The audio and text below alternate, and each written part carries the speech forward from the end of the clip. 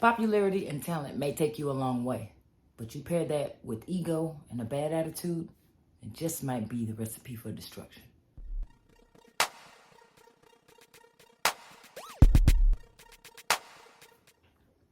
I want to tell you a story about a man. This man came from, we could say, humble beginnings. Mother was a blue-collar worker, his father an engineer. So he didn't necessarily grow up in the poorest of places. He went to a school, not a regular public school, but for creative individuals, for gifted and talented individuals. And so therefore he received a different type of education. Some would say a higher education for the arts.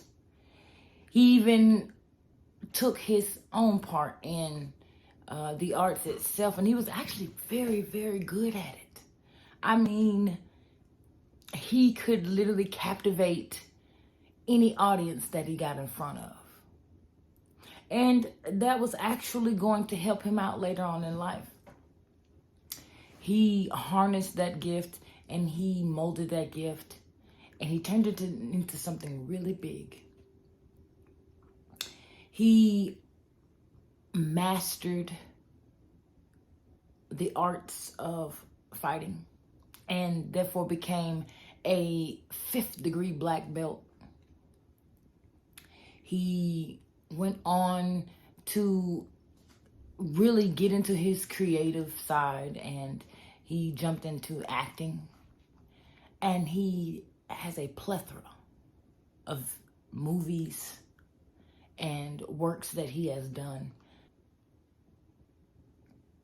He never really quite got the recognition that he felt he deserved and that he probably did deserve, but it was because of the attitude.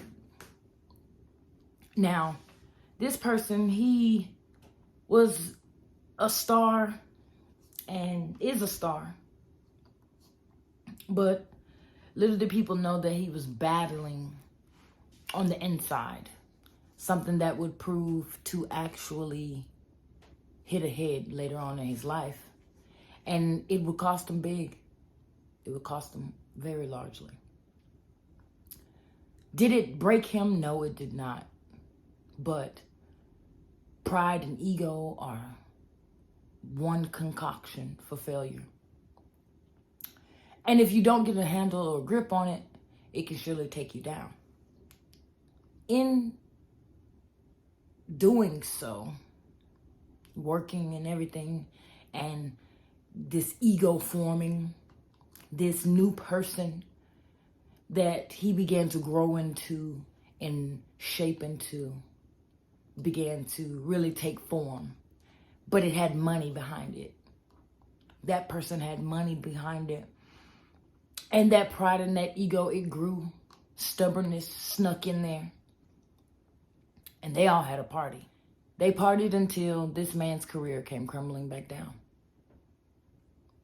And now he has had to work with great effort to not only build back his reputation, but in the midst of it all, like I said, he paid big. He got into IRS trouble. He spent some time locked away in prison. He had a lot of people he owed to, and so therefore he had to do whatever he needed to do. And to this day, he is still working. And we're talking about someone who was once revered as one of the greatest talents, one of the greatest actors during the 90s especially. He went on to become a producer. And he's done a lot of works. Like I said before, some of his stuff has been really, box office type things, and some not. But in his career, what really hurt, but did not take him down, thankfully, is how he treated his finances and what he did during that time. See, he made a lot of money. Remember, I told you he made a lot of money because he was in a lot of productions. Some of them were his, but in the beginning, those were not his. Those were other productions. And he made a lot of money. And he acted alongside some big names in Hollywood. But because he had gotten this bad boy persona, he even played and acted out these bad boy personas in some of his works. And in other works, he played maybe more of a heroic figure, if you will. And in my opinion, I think maybe it just went a little bit too far. I don't know. And he started to seemingly act out these things in real life. And in doing so, like I say, there seemed to have become a break somewhere. And he just didn't financially take care of his business. And in doing so, he broke a couple of laws, a couple of financial laws. I can only really imagine how he must feel, even though he is still very rich. He is still rich by many standards. In comparison to where he could be, doesn't even scratch the surface. Now, because this person is still fairly wealthy, I assume that he did at least cover the first law, which was to save at least 10% of his money. And considering that he has a substantial amount of money, considering net worth, should I say. He has a considerable net worth. He did actually fulfill that law. But then when he got to law number 2, which was to be aware of what you have to invest in, what you can invest in, I think that's kind of where things got shaky and it just didn't click. And definitely when it came to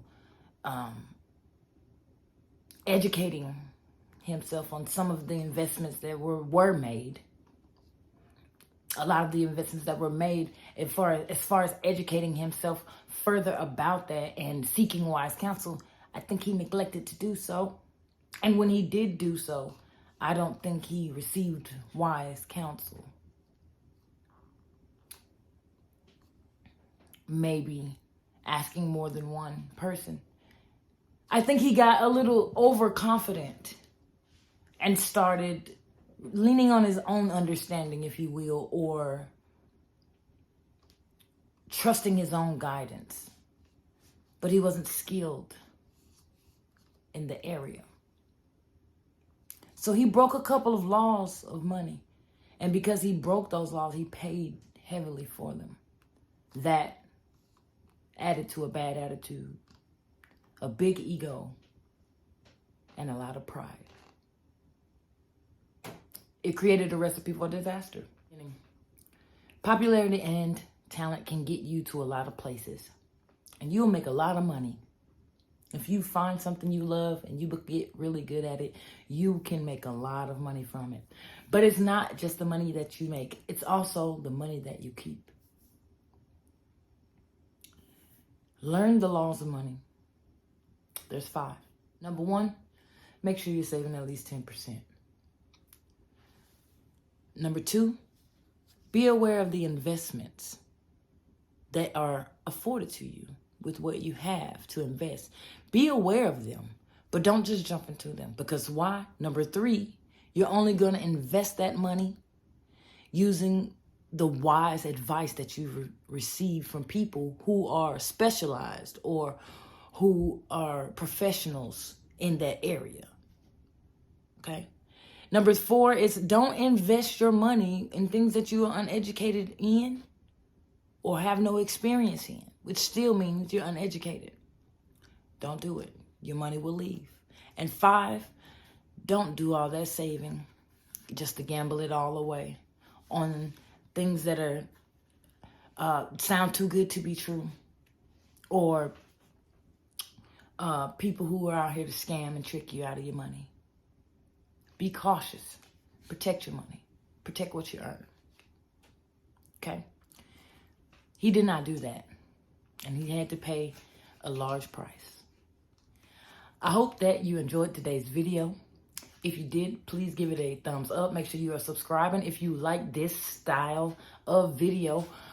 We are a finance channel. However, I do like to look over the lives of some of the people who have already done it and kind of pick out the things that got them to where they are, but then also the things that took away all the things that they worked hard and diligently to earn.